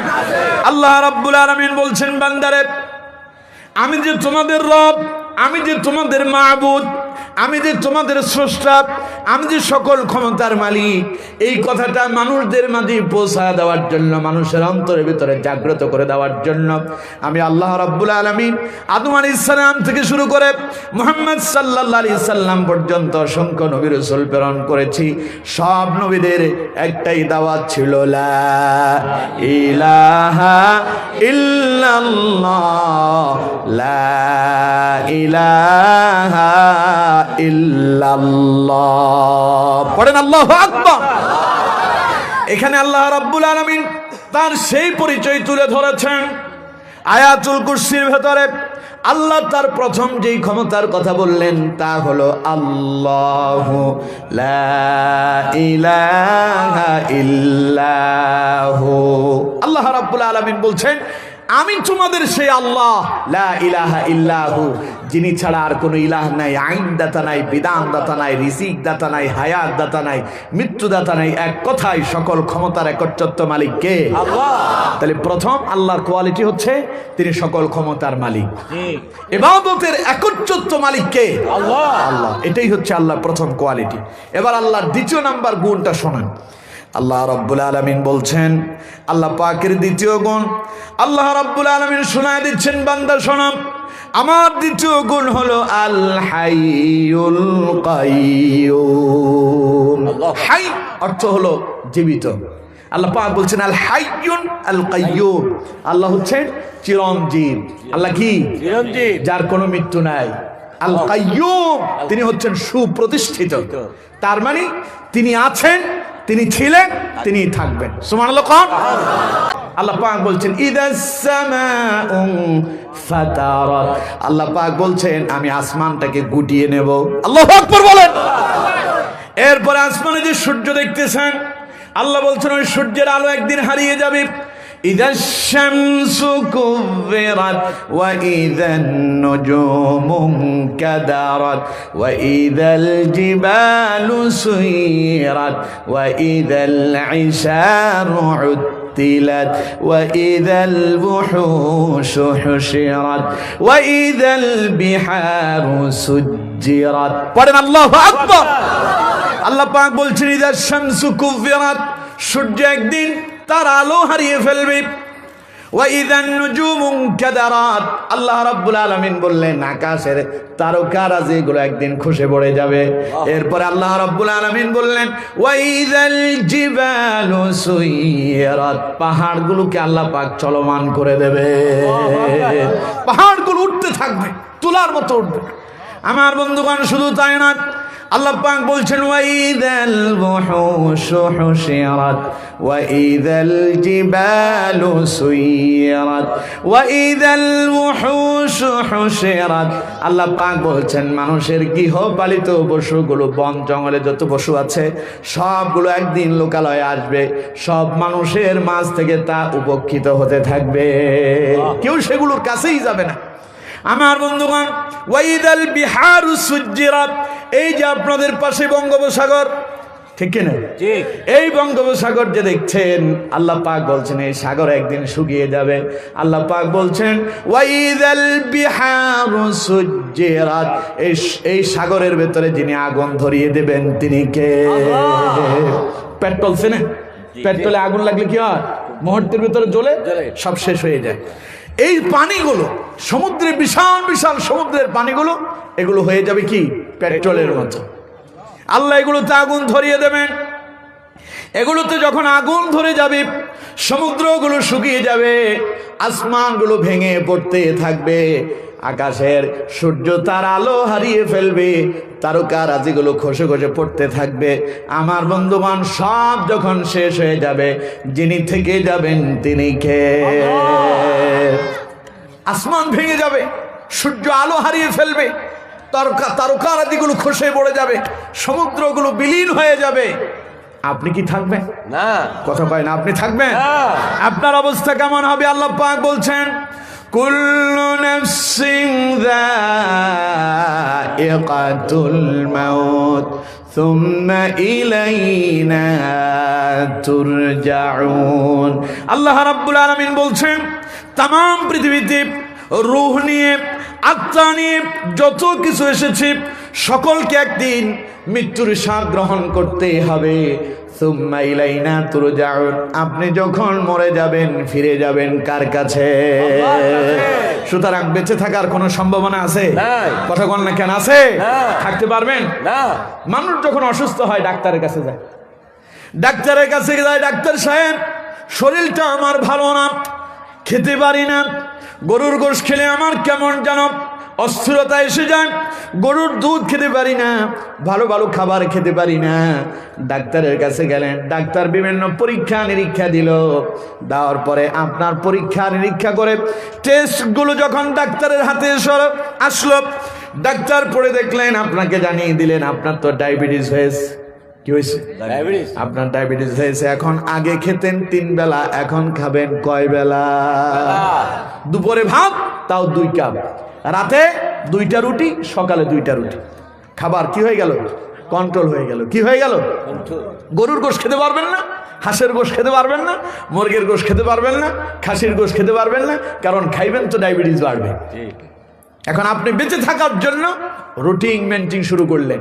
সকালবেলা উঠে 2টা রুটি, দুপুরবেলা 2 কাপ ভাত, রাত্রিবেলা 2টা রুটি। গরুর গোশত খান না। বিভিন্ন জায়গায় যান, লোকজন আপনার জন্য মেহমান হিসেবে আপনার জন্য নিয়ে আসে, আপনি বলেন আমি খেতে পারবো না। কেন খাবেন না? আমার ডায়াবেটিস আছে। তাইলে বেঁচে থাকার জন্য গরুর গোশত আপনি বাদ দিয়ে দিলেন, খাওয়া বন্ধ করলেন, হাঁসের গোশত খাওয়া বন্ধ করলেন, খাসির গোশত খাওয়া বন্ধ করলেন, কিন্তু একটা মাত্র কারণ, তা হলো বেঁচে থাকার জন্য। আচ্ছা কণ্ঠ, আপনার যেদিন মৃত্যু আসবে আপনি বাঁচতে পারবেন সেই দিন? আল্লাহ রাব্বুল আলামিন বলছেন ইযা জাআ আজালুহুম লা ইস্তাখিরুনা সাআতান ওয়া লা ইস্তাকদিমুন। আল্লাহ রাব্বুল আলামিন বলছেন বান্দারে, যখন তোমার মৃত্যু সময় এসে যাবে, মালাকুল মউত যখন তোমার কাছে আসবে, লা ইস্তাখিরুনা সাআতান ওয়া লা ইস্তাকদিমুন, আর একটা সেকেন্ড, একটা মিনিটের জন্য, একটা মুহূর্তের জন্য আর তোমার সময় দেওয়া হবে না। মালাকুল মউত আসবে আর তোমার রূহটা নিয়ে চলে যাবে। বেঁচে থাকতে পারবেন? কথা বলেন না কেন? থাকবেন? আপনি কিসের ক্ষমতার মালিক? কিসের ক্ষমতা আপনার? আপনি পড়ে থাকবেন বিছানাতে, না নড়তে পারবেন না ছুটতে পারবেন। আপনার 3 দিক দিয়ে বেঁধে ফেলা হবে। আল্লাহু আকবার কইলেন। আপনাকে 3 দিক দিয়ে বেঁধে ফেলা হবে। মাথার দিক দিয়ে রশি দিয়ে বেঁধে দেওয়া হবে, আপনার 2 হাত বেঁধে ফেলা হবে, আপনার পায়ের দিক দিয়ে রশি বেঁধে ফেলা হবে। আপনি পড়ে থাকবেন অসহায়ের মতো। আপনাকে আপনার খাট থেকে নামিয়ে দেওয়া হবে। আপনার সন্তান, আপনার প্রাণের স্ত্রী আপনাকে খাটিয়া থেকে নামিয়ে দেওয়ার জন্য লোকজনকে বলবে, আপনার খাট থেকে নামিয়ে দেওয়া হবে। আপনি কোনো নড়াচড়া করতেই পারবেন না, আপনি কোনো কথা বলতে পারবেন না, আপনার কোনো নাম নিশানা থাকবে না। আপনার নাম আব্দুল্লাহ, আপনার নাম অমুক নেতা তমুক নেতা, আপনি মরে যাবেন। লোক আর আপনার নামটা ধরেও কথা বলবে না, আপনার নাম পরিবর্তন হয়ে আপনার নাম হয়ে যাবে লাশ। ঠিক। কি নাম হবে? লাশ। আপনাকে বলা হবে আপনি যখনই মরে যাবেন, লোকজন, আপনার স্ত্রী, আপনার সন্তানেরা বলবে লাশটাকে খাট থেকে নিচে নামিয়ে দাও। আপনাকে যখন গোসল দেওয়ার সময় হবে, লোকেরা বলবে লাশটারে গোসল দাও। আপনাকে যখন কাপড় পরানো হবে, লোকেরা বলবে লাশটারে কাপড় পরিয়ে দাও। আপনাকে যখন কাঁধে করে জানাজার মাঠে নিয়ে যাওয়া হবে, তখন কেউ বলবে না আব্দুল্লাহ আব্দুর রহমান রে কাঁধে নাও, সবাই বলবে লাশটারে খাটিয়াটারে কাঁধে নাও। লাশটা নিয়ে যাওয়া হবে, আপনার জানাজা শেষ হয়ে যাবে। আপনাকে কবর দেওয়ার জন্য কবরের কাছে নিয়ে আসা হবে। কবরে যখন রাখা হবে, আপনার যদি সন্তান থাকে কবরে নামবে। আপনার লাশ নামানোর সময় আপনার সন্তান বলবে না আমার বাবারে আস্তে ধরো, বাবা আমার ব্যথা পাবে, বরং সবাই বলবে লাশটারে আস্তে আস্তে কবরে নামাও। কিসের অহংকার আপনার, কিসের বাহাদুরি? এখন মরে যান, সব শেষ। ঠিক কিনা? কথা বল না কেন? ঠিক কিনা? কিসের ক্ষমতার মালিক আপনি? তার মানে যারা আপনাদেরকে বলে সকল ক্ষমতার উৎস জনগণ, এরা আপনাদেরকে একটু পাম দেয়। পাম বুঝেন তো? হ্যাঁ, পাম দিয়ে আপনাদেরকে বোঝা, মানে তুমি সব, তুমি সব। এখন তো বাংলাদেশের তেলবাজি চলতেছে, ঠিক কিনা? কথা কয় না? ঠিক কিনা? যে যত বেশি তেল মারতে পারে সেই তত বড় নেতা হয়ে যায়। ওই যে আইনুদ্দিন আজাদ একটা গান বলে গিয়েছিল, তেলা মাথায় তেল মারিয়া ফায়দা নাই যে লুটাইয়া, তেল বিনা চলে না দুনিয়া, ও হায় রে তেল ছাড়া চলে না দুনিয়া। ঠিক না? কত রকম কত তেলের নাম জানিতে হয়, অটেল ফ্যাক্টল ডিজেল কেরোসিন না জানিলেই নয়। ঠিক না? এখন কত রকমের তেলাবাজি শুরু হয়েছে, খালি তেল মারা। যে যত বেশি তেল মারবে সেই তত বড় নেতা হয়ে যাবে। ঠিক না? কথা বল না কেন? ঠিক না? আপনাদেরকে তেল মারে আর কি, আপনাদেরকে বাতাস দেয়, পাম দেয় যে তোমরা সকল ক্ষমতার উৎস। মানে তোমাদেরকে এটা বোঝাচ্ছে যে লোকজন তোমরাই আমাদেরকে ক্ষমতায় বসাইতে পারো, তোমরা চাইলে আমাদেরকে ক্ষমতা থেকে নামাতে পারো না। এই কথা মিথ্যা। এই কথা সত্য না মিথ্যা? ক্ষমতার মালিক কে? আল্লাহ পাক বলছেন তুতিল মুলকা মান তাশা, আমি যারে চাই তারে ক্ষমতা দেয়। সুবহানাল্লাহ। এবার যারা স্বৈর শাসক আছে ওরা বলবে আমরা কি ক্ষমতা এমনি আসছি, আল্লাহই তো আমাদেরকে ক্ষমতায় নিয়ে আসছে। স্বৈর শাসকদেরকে বলবো ক্ষমতায় যে আল্লাহ আপনার বসাইছে, কেন বসাইছে জানে? কারোর জন্য সম্পদ, তার জন্য কল্যাণ, আর কারোর জন্য সম্পদ হলো গজব। ঠিক কিনা? কথা বল না কেন? ঠিক কিনা? কারো ক্ষমতায় যাওয়া কল্যাণ, আর কারো ক্ষমতায় যাওয়া জাহান্নামের কারণ। ঠিক কিনা? সুতরাং আল্লাহ ক্ষমতায় বসাইছেন এই কথা বলে যাতা করবেন সেই সুযোগ নয়। ক্ষমতা আল্লাহ দিয়েছেন, আল্লাহর দেখানো পদ্ধতিতে রাষ্ট্র ব্যবস্থা পরিচালনা করতে হবে। ঠিক কিনা? আর তা যদি আল্লাহ এবং তার রাসূলের দেখানো পদ্ধতিতে না চলে, আল্লাহর দরবারে জবাবদিহি করা লাগবে। অবস্থা বললাম না আগের গুলোর কথা, আগের গুলোর যেই অবস্থা পরের গুলোরও একই অবস্থাই হবে। সুতরাং আমার বন্ধুগণ, আল্লাহ পাক বলছেন আল হাইয়ুল কাইয়্যুম, আল্লাহ হচ্ছেন চিরঞ্জীব, আল্লাহ চিরস্থায়ী, আল্লাহ অনাদি, আল্লাহ অনন্ত। তিনি আছেন, তিনি ছিলেন, তিনি জোরে বলেন তিনি। আমরা সবাই চলে যাব, তাহলে যিনি থাকবেন তার চাইতে বড় আর কেউ আছে? জোরে বলেন আর কেউ আছে?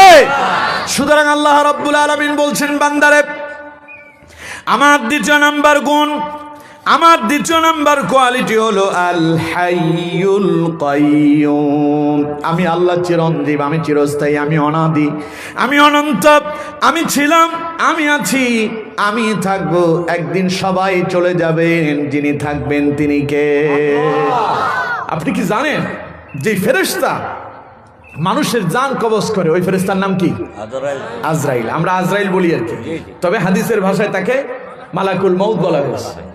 মালাকুল মউত যিনি মানুষের জান কবজ করেন, সেই ফেরেশতাও কি বেঁচে থাকবে?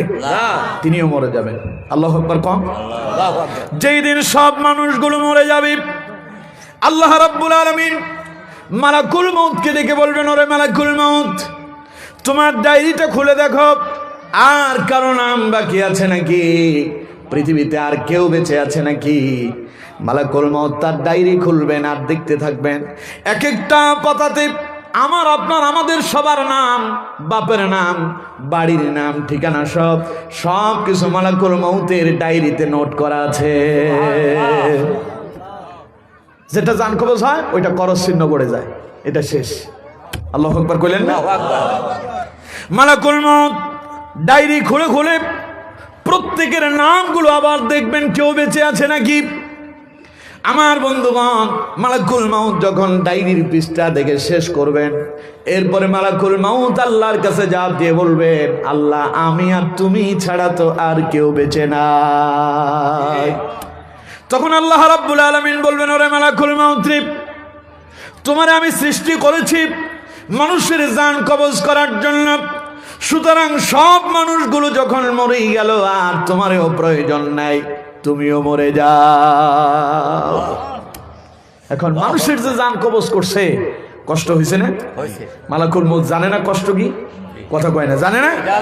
মালাকুল মউতকে যখন আল্লাহ পাক বলবেন, ওরে মালাকুল মউত, তুইও মরে যা, তখন মালাকুল মউত ভয়ে এমন জোরে চিৎকার মেরে উঠবেন, চিৎকারের আওয়াজে মালাকুল মউতের দেহ থেকে রূহটা চলে যাবে।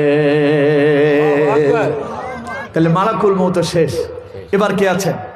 জোরে বলেন, এবার কে আছেন?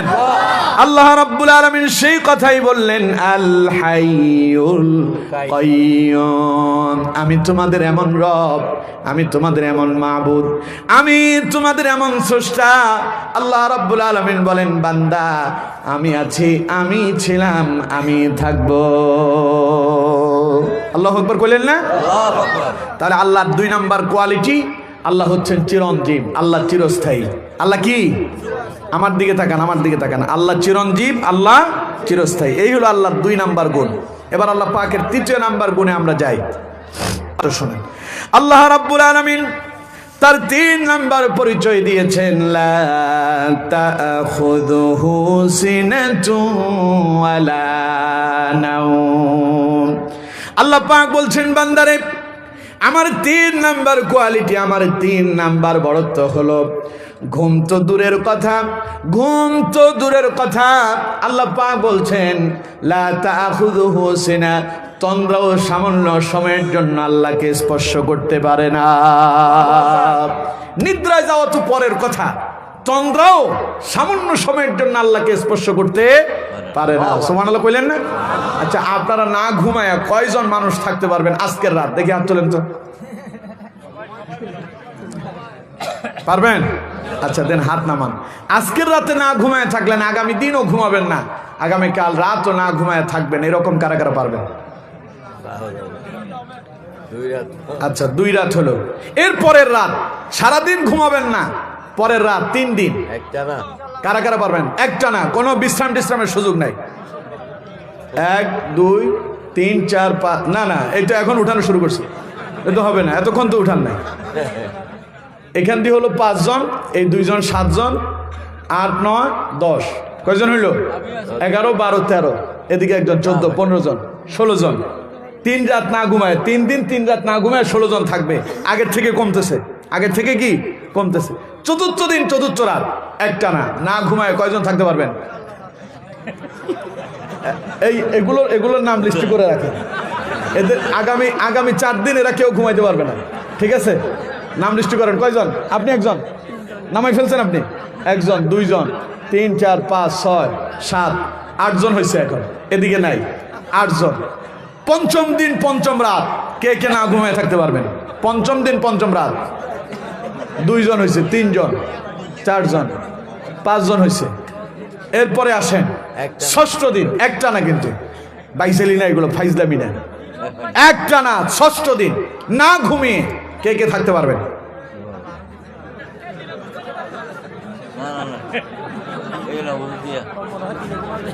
দিনে ঘুমাবেন না? দিনেও ঘুমানো যাবে না, দিনে রাতে আপনি পারবেন? দিনে রাতে একটা না, ওই মুরব্বীর কথা বলছি, একটা না 3 দিন না ঘুমিয়ে থাকতে পারবেন?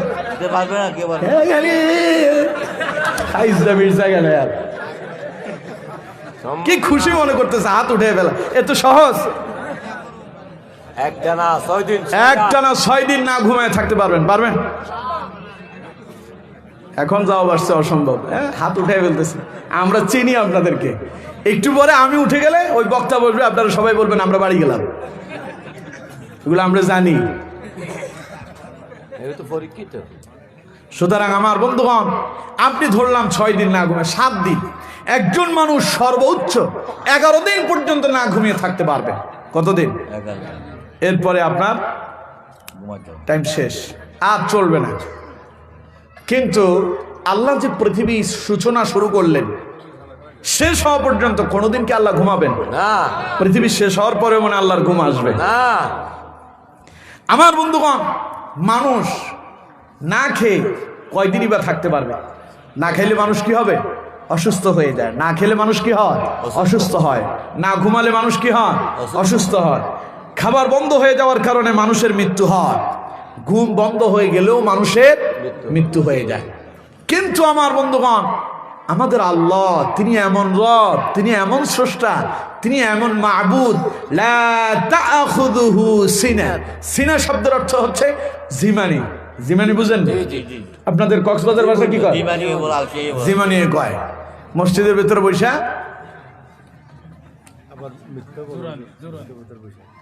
হ্যাঁ আছে না এরকম? মসজিদে বৈশা জুরের দে নাকি, জুরের দে। এই যে জুরের দে যে শুরু হয়েছে, হুজুর বক্তব্য শেষ করে খুতবা দিয়া এদিকে জুমার নামাজ দাঁড়ায় গেছে, এখনো এটা জুরের দে, এটা জুরের দে নাকি ভাষা ঠিক আছে? এটা জুরের দে। আমার বন্ধুগণ, এসব জুরানি টুরানি আল্লাহরে স্পর্শ করে না। সুবহানাল্লাহ কইলেন না? আপনি মসজিদে ঢুইকা যখন জুরানি শুরু করলেন, জিমানি শুরু করলেন, মসজিদে ইমাম সাহেব খুতবা দিয়া নামাজে দাঁড়ায় যা আপনি টের পান না। আবার এমন অনেক মানুষ আছে, সামনে আসতেছে রমাদান, তারাবির নামাজে হুজুর যাবে সেজদায়, ওইদিকে কোন দিকে রাকাত শেষ হয়ে যাবে ওনার সেজদা থেকে উঠাই হয় না। বিশাল সেজদা দিছে আল্লাহর ওলি, ও ঘুমেই সারা রাত কাটাইয়া দিচ্ছে, ঠিক কিনা? 20 রাকাত নামাজ পড়তে গিয়ে আপনি ঘুমায় পড়েন নামাজের সেজদায় গিয়া। চিন্তা করেন তো, যে আল্লাহ তামাম পৃথিবী পরিচালনা করেন, আল্লাহ পাক বলছেন লা তাআখুযুহু সিনা। সামান্য সময়ের জন্য আল্লাহ তাআলা তন্দ্রাতেও যান না, অর্থাৎ জিমানিও আল্লাহকে স্পর্শ করে না। ওয়ালা নাউম, ঘুম তো হবে পরের কথা, ঘুম তো জানি না। সুবহানাল্লাহ কইলেন না? বিজ্ঞান বলছে একজন মানুষ সর্বোচ্চ 11 দিন পর্যন্ত না ঘুমায় থাকতে পারবে, তবে 11 দিন পরে সে অসুস্থ হয়ে যাবে। বিশ্ব মানচিত্রে এইরকম একজন লোক সর্বোচ্চ না ঘুমিয়ে রেকর্ড করেছিল। আপনাদের মতো যারা এরকম হাত তুলছেন না, এরকম কিছু লোক, এরা একদিন একটা প্রতিযোগিতায় নামলো ক্যালিফোর্নিয়াতে। তাদের স্কুলে একটা মেলা হচ্ছিল, তো মেলাতে তারা আকর্ষণীয় কিছু করতে চাইল। স্কুলের কিছু ছাত্র তারা সিদ্ধান্ত নিল তারা কে কতদিন না ঘুমিয়ে থাকতে পারে এরকম একটা প্রতিযোগিতার ব্যবস্থা করেছে। তো সেখানে একসাথে অনেকজন মানুষ একত্রিত হয়েছিল। আস্তে আস্তে 1জন 2জন করে মাইনাস হওয়া শুরু হয়েছে। আপনারা প্রথমে তো সবাই হাত তুলছিলেন, আস্তে আস্তে কমতে কমতে কমতে কমতে শেষ পর্যায়ে এসে 0 হয়ে গেল, ঠিক না? এইরকম আস্তে আস্তে আস্তে 1জন 2জন করে কমতে শুরু করছে। শেষে একজন ছিল যার নাম রেন্ডি গার্ডেনার। এই ছেলে, তখন তার বয়স ছিল 17 বছর। 17 বছরের এই ছেলে 11 দিন, টোটাল 11 দিন পর্যন্ত সে না ঘুমিয়ে তার জীবন কাটিয়ে দিয়েছে। 11 দিন পরে সে একটু ক্লান্ত হতে শুরু করলো, মানে আর তার শরীর চলছে না। তাকে একটা প্রেস কনফারেন্সে নিয়ে আসা হলো, সাংবাদিকরা এলো, তারে প্রশ্ন করতেছে আপনার কাছে কেমন লাগতেছে, আপনি যে 11 দিন ঘুমান নাই এই প্রতিযোগিতা কেন করলেন, আগে প্রথমে এটা বলেন। সে বলতেছে আমরা দেখাতে চেয়েছি যে মানুষ না ঘুমাইলেও সুস্থ থাকতে পারে, তার অসুবিধা হয় না। বলে যে আচ্ছা যদি তাই হয় তাহলে এখন আমরা আপনাকে পরীক্ষা করব আপনি সুস্থ আছেন কিনা। তো পরীক্ষা করা হচ্ছে, তাকে বলা হলো 100 থেকে আপনাকে 7 বিয়োগ করে করে 0-তে যেতে হবে। 100 থেকে কত বিয়োগ করতে হবে? 7। তো 100 থেকে 7 বাদ দিলে আর থাকে কত? 93। 93 থেকে 7 বাদ দিলে 86। 86 থেকে 7 বাদ দিলে 79। 79 থেকে 7 বাদ দিলে 72। 72 থেকে 7 বাদ দিলে 65। সে 65 পর্যন্ত এসে থেমে গেল, এখন আর সে আর বলতে পারে না। তখন সাংবাদিকরা তারে প্রশ্ন করলো আচ্ছা কত দেখি তুমি থেমে গেলে কেন, হয় সামনে যাবা নাইলে পেছনে যাবা। কয় যে আমি যে কি করতেছি এখন আর আমার মাথায় তা কাজ করতেছে। আল্লাহু আকবার কইলেন না? আপনার টেম্পার 11 দিন পর্যন্ত, তার মানে আপনার টেম্পার কত? 11 দিন। আর আল্লাহ পাক বলছেন লা তাআখুযুহু সিনাতুন ওয়ালা নাওম, তুমি যে বলো তোমার সকল ক্ষমতার মালিক তোমরা মানুষ, সকল ক্ষমতার মালিক জনগণ, তোমার টেম্পার 11 দিন পর্যন্ত, আর আল্লাহর টেম্পার শুরু হয়েছে তার কোনো শেষ নাই। সুবহানাল্লাহ। একটা গবেষণায় দেখা গেল একজন মানুষ যদি 75 বছর হায়াত পায়, তার 75 বছরের ভেতরে সে 25 বছরই ঘুমে কাটায়। চিন্তা করছেন? 75 বছর যদি কেউ হায়াত পায়, ওই হায়াতের 25 বছর ঘুমে কেটে দিচ্ছে। তার মানে 3 ভাগের 1 ভাগ ঘুমে কেটে যায়। কেমনে কাটে? ডাক্তাররা গবেষণা করে বিজ্ঞান দেখতে পেল একটা নবজাতক শিশু যখন জন্মগ্রহণ করে সে 16 থেকে 17 ঘন্টা পর্যন্ত প্রতিদিন ঘুমায়। 16 থেকে কত ঘন্টা? 17 ঘন্টা। এরপরে বয়স যখন 1 থেকে 6 বছর হয় তখন তার ঘুমের পরিমাণ হয় একটু কমে যায়, 12 থেকে 16 ঘন্টায় আসে। বয়স যখন তার প্রাপ্তবয়স্ক হয়ে যায়, স্বাভাবিক বয়সে আসে, তখন তাকে দৈনিক কম করে হলো 7 থেকে 8 ঘন্টা ঘুমাতে হয়। হিসাব করে দেখা গেল আপনার শিশু অবস্থায় যদি 17 থেকে 18 ঘন্টা ঘুমান, এরপরে 3 থেকে 6 বছরে যদি আপনি দৈনিক যদি আপনি 12 ঘন্টা 14 ঘন্টা ঘুমান, এরপরে প্রাপ্তবয়স্ক যদি আপনি দৈনিক 7 থেকে 8 ঘন্টা করে ঘুমান, তাহলে হিসাব করে দেখা যায় 75 বছর যদি হায়াত পান তার ভিতরে 25 বছর ঘুমে কেটে যায়। আল্লাহু আকবার কোন। এবার একটু আল্লাহর দিকে তাকান তো, আপনার 75 বছরের 25 বছর ঘুমে কাটাই দিলেন, আর আল্লাহ রাব্বুল আলামিন বলছেন বান্দা আমি তোমার এমন রব, আমি তোমার এমন স্রষ্টা, আমি তোমার এমন মাবুদ, লা তাখুযুহু সিনাতুন ওয়ালা নাওম, ঘুম যাওয়া তো দূরের কথা, সামান্য সময়ের জন্য তন্দ্রাও আমাকে স্পর্শ করে না। আল্লাহু আকবার। আল্লাহ পাক বলছেন বান্দারে আমি আমার জন্য ঘুমকে হারাম করলাম, আর আমার বান্দার জন্য ঘুমকে আমি আল্লাহ আরাম করলাম। সুবহানাল্লাহ। কোন সূরা নাবার ভিতরে আল্লাহ পাক বলছেন ওয়াজআলনা নাওমাকুম সুবাতা। আল্লাহ রাব্বুল আলামিন বলছেন আমি আমার বান্দার জন্য, মানুষের জন্য ঘুমটাকে আমি আল্লাহ আরাম বানায় দিলাম। মানুষ যদি না ঘুমায় অসুস্থ হয়ে যায়, মানুষ যদি না ঘুমায় পরের দিন সে কাজ করতেই পারে না, মানুষ যদি না ঘুমায় তাহলে তার মেজাজটা একটু কড়া হয়ে যায়, বায়ু চড়া হয়ে যায়, মানুষ যদি না ঘুমায় তার শরীর খারাপ হয়ে যায়। আল্লাহ পাক বলেন এই জন্য বান্দার জন্য আমি আল্লাহ ঘুমটারে আরাম বানায় দিলাম। আর ঘুমেরও আল্লাহ একটা সময় নির্ধারণ করে দিলেন, ওয়াজআলনাল লাইলা লিবাসা, যাতে করে আরামে ঘুমাতে পারেন। এই জন্য আল্লাহ পাক সূর্যটারে ঢেকে দিয়া অন্ধকার বানায় দিলেন। সুবহানাল্লাহ। আচ্ছা কোন তো রাতে যদি আপনার ঘুম না হয়, সেই ঘুম কি আপনি দিনে গেলে রাতেরটা পুরানো যাবে? কথা কন না কেন যাবে?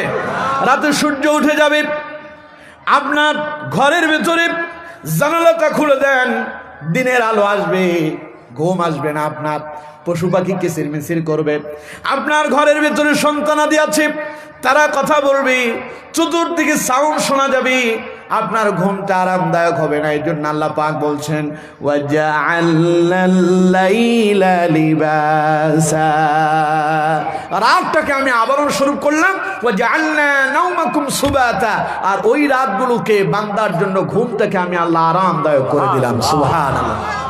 ঘুম হয় না, আপনি ডাক্তারের কাছে যান, ডাক্তার সাহেব ঘুম আসে না, ওষুধ দেন, আছে না এরকম? আছে।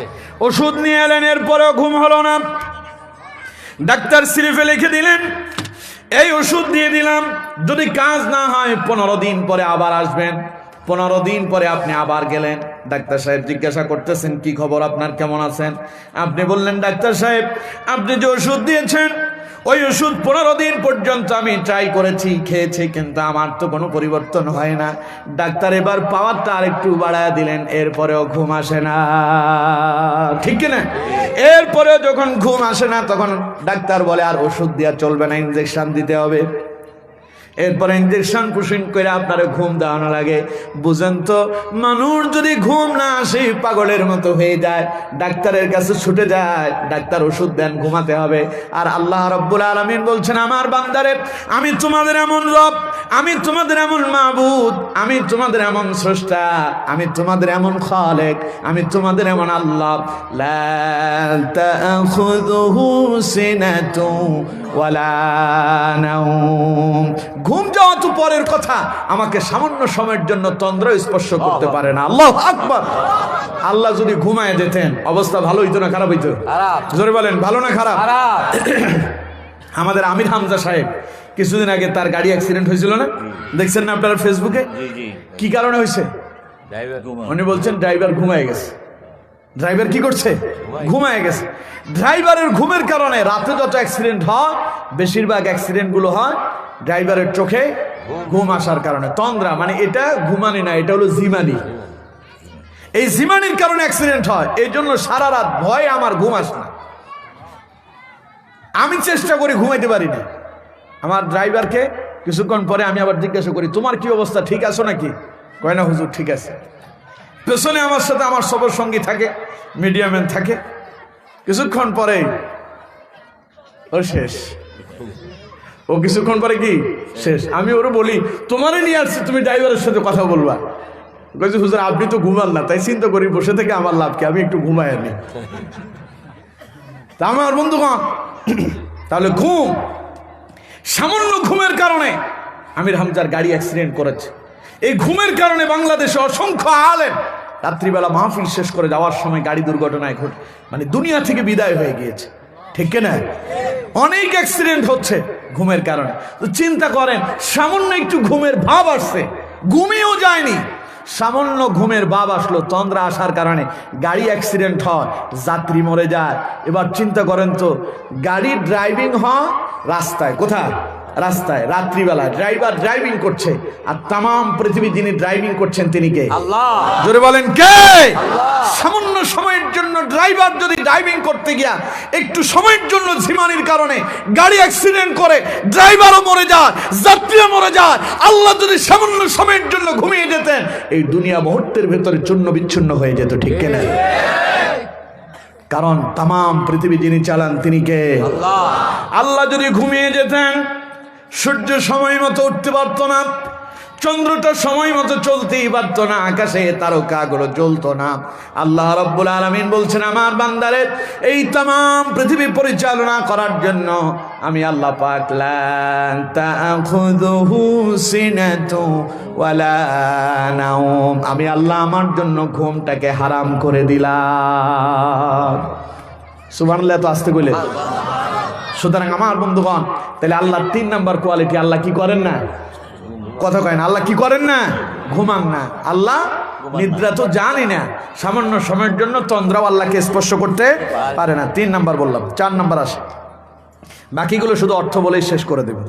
আমার বন্ধুগণ, আল্লাহ পাকের 4 নাম্বার কোয়ালিটি, আল্লাহ পাক বলছেন লাহু মা ফিস সামাওয়াতি ওয়া মা ফিল আরদ, আকাশে যা আছে, জমিনের ভেতরে যা কিছু আছে, আল্লাহ পাক বলছেন আকাশ এবং জমিনের সব কিছুর মালিক যিনি তিনি কে? আমরা যে দুনিয়া আসছি এগুলো কিছুই আমার না।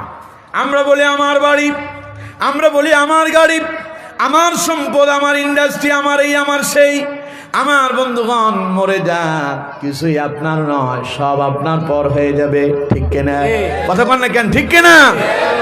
আমার বলে আপনি জীবনে যা পেয়েছেন, যা খেয়েছেন তাই আপনি পেয়েছেন, যা পড়েছেন তা আপনি শেষ করে দিয়েছেন।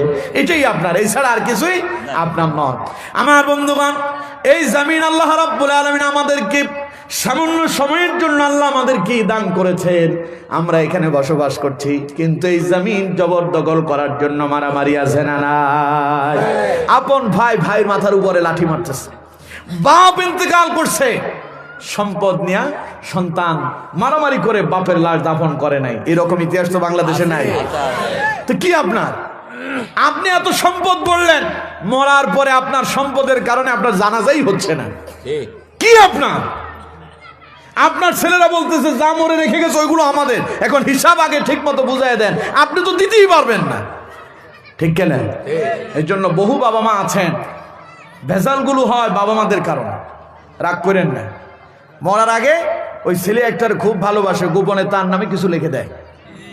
মরার পরে বাকি ছেলেরা এখন আব্বাজন মরছে, এবার আমাদেরগুলো আমাদেরকে বুঝাই দেয়। তা আপনি বাপ এই কাম আপনার করার জন্য কইছে কি দেয়? আপনি সম্পদ রেখে যাবেন, আপনার ইন্তেকালের পরে আপনার সন্তানরাই সমানভাবে তারা তাদের হিসাব বুঝে নেবে। সুতরাং গোপনে কোনো সন্তানকে দেওয়া যাবে না। যদি করেন, বাকি সন্তানদের উপর আপনি জুলুম করলেন। আমার দেশে বহু মা বাবা আছে, সন্তান যদি তার 5টা হয়, 5টা সন্তানরে একই চোখে দেখে না। আছেন এরকম? একটারও সব দিয়ে দেয়, ওইটার খুব খুব ভালোবাসে, আর বাকিগুলোর কোনো খবর নাই। এগুলো করা যাবে না, এগুলো ইনসাফ নয়। এগুলো কি নয়? ইনসাফ নয়। হ্যাঁ, মানুষ তো মানুষ, তাই বলে আপনার আরেকটা সন্তানের ভালো লাগতেই পারে, এটা স্বাভাবিক।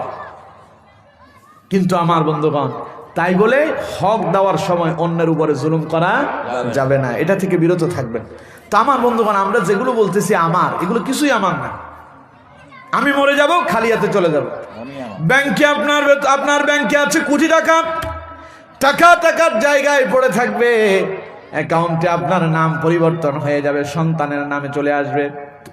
আপনি যাকে উইল করে গিয়েছেন, সিকিউরিটি হিসেবে যার নাম দিয়েছেন, আপনার ইন্তেকালের পরে তিনি তা পেয়ে যাবেন। তার মানে আপনার কিছুই না, আপনি মরে যাবেন, খালি হাতে কবরে যাওয়া লাগবে। ঠিক কিনা?